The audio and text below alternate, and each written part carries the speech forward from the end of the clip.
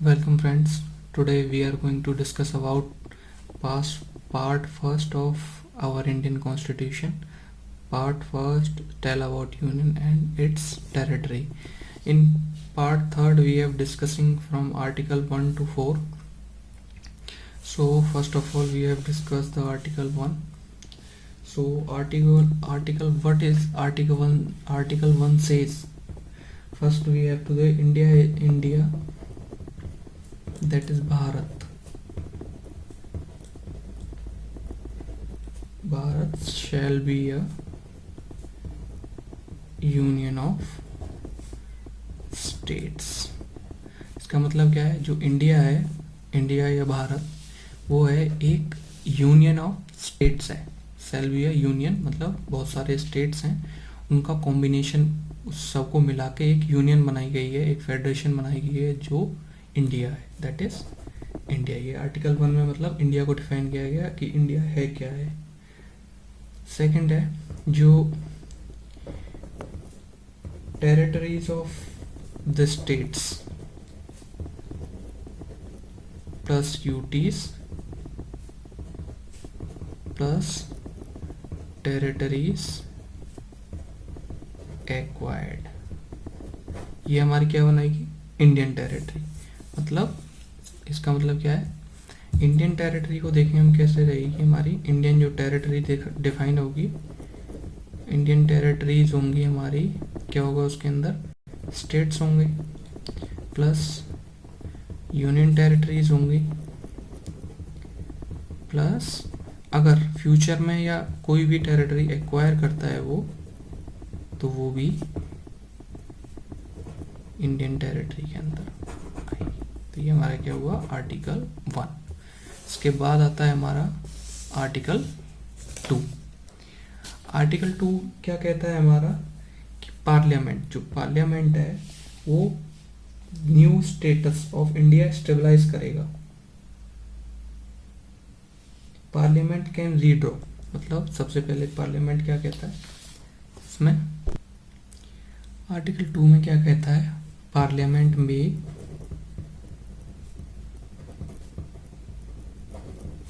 by law admit new states in Union of India or stabilize new states on terms and condition it deems fit. मतलब क्या है, जो parliament में, मतलब खुद पार्लियामेंट ये न्यू लॉ एडमिट करेगी जिसके जरिए कोई नया स्टेट इन ला सकती है, इंडियन टेरिटरी के अंदर ऐड कर सकती है, या कोई एग्जिस्टिंग स्टेट्स है उसमें से भी नया 2 स्टेट्स बना सकती है. इसके अलावा इसके बाद आता है हमारा, इसके अलावा पार्लियामेंट क्या कर सकती है, इसके अलावा क्या कर सकती है, parliament can redraw the map of the union of India और एनी स्टेट्स अंडर इंडिया. इसका मतलब क्या है, कोई भी यूनियन टेरिटरी, जैसे ये स्टेट है या पूरी इंडिया है, उसकी जो टेरिटोरियल बाउंड्री हैं उनको अल्टर कर सकती है, बदल सकती है, चेंज कर सकती है उनकी बाउंड्रीज को. ये सब पावर्स किसको हैं, पार्लियामेंट को हैं.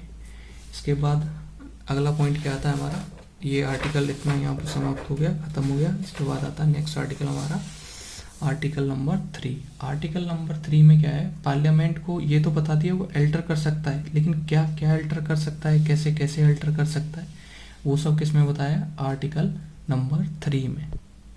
आर्टिकल नंबर 3 में क्या बताया है, पार्लियामेंट में बाय लॉ, पहला पॉइंट क्या है, A, form a new state by separation of territory from any state or by uniting two or more states or parts of states or by uniting any territory to a part of any state। मतलब क्या है, इसमें क्या बताया गया है कि कोई भी दो स्टेटों को ऐड कर दें, स्टेट दो या दो से ज़्यादा स्टेट ऐड करके कोई स्टेट बना दें, स्टेट में टेरिटरी ऐड कर दें, या स्टेट में कोई पार्ट ऑफ स्टेट ऐड कर दें, तब भी स्टेट बना सकते हैं। ठीक है, इसके बाद बी पॉइंट और क्या कर सकते हैं वो, और क्या कर सकते हैं, इंक्रीज कर सकते हैं। क्या इंक्रीज कर सकते हैं, increase the area of any state, किसी भी स्टेट का एरिया इंक्रीज कर सकते हैं। सी पॉइंट क्या और क्या कर सकते हैं वो, और कर सकते हैं डिक्रीज द एरिया। जब इंक्रीज कर सकते हैं तो इंक्रीज भी कर सकते, डिक्रीज भी कर सकते हैं। ठीक है, इसके अलावा डी पॉइंट क्या, एल्टर द बाउंड्रीज। जब इंक्रीज या डिक्रीज करेंगे तो जाहिर सी बात है बाउंड्रीज तो डिफर करेंगी, जो पहले बाउंड्रीज होंगी स्टेट की और जो न्यू बाउंड्रीज होंगी वो अलग अलग होंगी। इसके अलावा लास्ट एंड फाइनल पॉइंट क्या है, alter the name of any states. ठीक है, इसको हम याद कैसे रख सकते हैं, फॉर्म एफ आई फिदा। फॉर्म एफ का मतलब क्या है, फॉर्म मतलब कुछ भी बना सकती है, इसका मतलब इंक्रीज एरिया, इसका मतलब डिक्रीज एरिया, और ए का मतलब एल्टर बाउंड्री, और इसका मतलब एल्टर नेम। इसके बाद क्या है, जो भी इसके लिए कुछ भी मतलब अगर हमको ये चेंज करने हैं कोई भी इन पांचों में से, तो इसके लिए क्या चाहिए, हमें प्रेसिडेंशियल रिकमेंडेशन चाहिए। अगर प्रेसिडेंशियल रिकमेंडेशन नहीं होगी तब तक ये हम एल्टर नहीं कर सकते। तो इसका मतलब हमें एक चीज़ पता चली कि हमें इनमें से कुछ भी चेंज करना है तो पहले प्रेसिडेंट की रिकमेंडेशन चाहिए हमको। ठीक है, इसके बाद इसमें और क्या पावर है, मतलब ऐसा तो नहीं है हम किसी का स्टेट का नाम चेंज कर दें और स्टेट से पूछें ना, हाँ ऐसा कुछ नहीं है। हम इसमें क्या है, हम स्टेट से भी पूछते हैं, क्या करते हैं, स्टेट से भी पूछते हैं। क्या करते हैं, आर्टिकल 3 के अंदर हम क्या है, रेफरेंस मतलब स्टेट को क्या है, रेफरेंस देते हैं हम। जो भी रेफरेंस स्टेट है उसको हम ये सेंड करते हैं बाय द पार्लियामेंट, कि हम आपका नाम चेंज करना चाहते हैं या बाउंड्री अल्टर करना चाहते हैं, एरिया डिक्रीज करना चाहते हैं, इंक्रीज करना चाहते हैं, कुछ भी करेंगे तो हम यहाँ से यहाँ स्टेट लेजिस्लेचर को रिकमेंडेशन करेंगे। लेकिन इसमें एक प्रोविज़न है कि पार्लियामेंट पर रिस्ट्रिक्शंस नहीं है, no restrictions.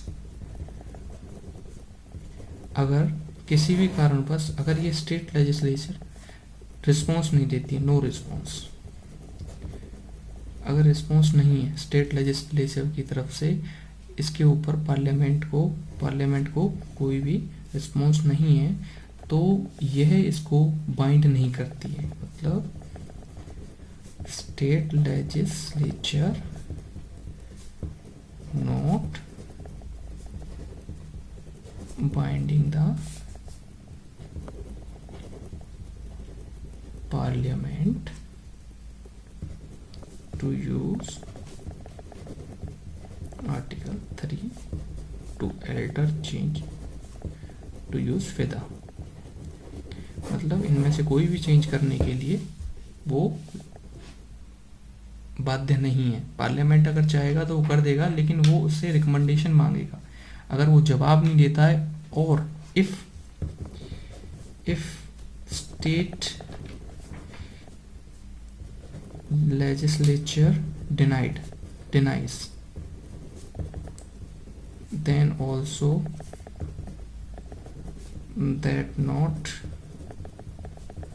bind the parliament। अगर वो मना भी कर देगा तब भी पार्लियामेंट को बाइंड नहीं कर सकता। पार्लियामेंट ने जो डिसीजन लॉ पास कर दिया, लेजिस्लेट कर लिया, वो वैलिड रहेगा। अगर स्टेट का नाम चेंज कर दिया है तो स्टेट का नाम चेंज होगा ही होगा। उसमें स्टेट लेजिस्लेटिव कोई इंटरफेयर नहीं करती है। ये एक वेलफेयर के तौर पर स्टेट लेजिस्लेचर को भेजा जाता है।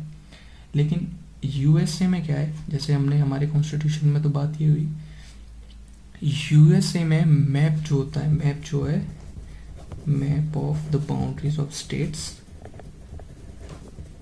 Boundaries of the state is a part of constitution in USA.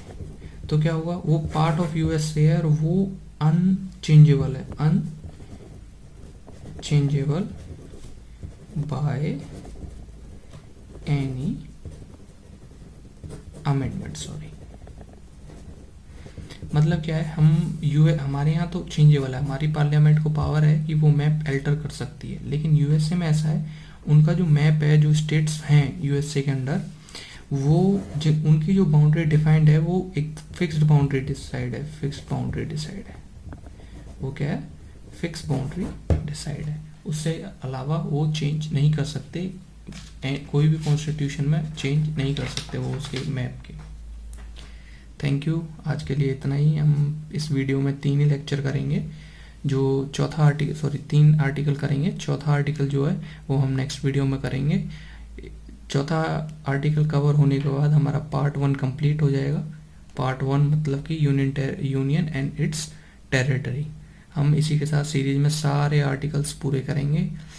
आपको जो भी प्रॉब्लम है वो मुझसे कमेंट सेक्शन में पूछ सकते हैं। Thank you very much.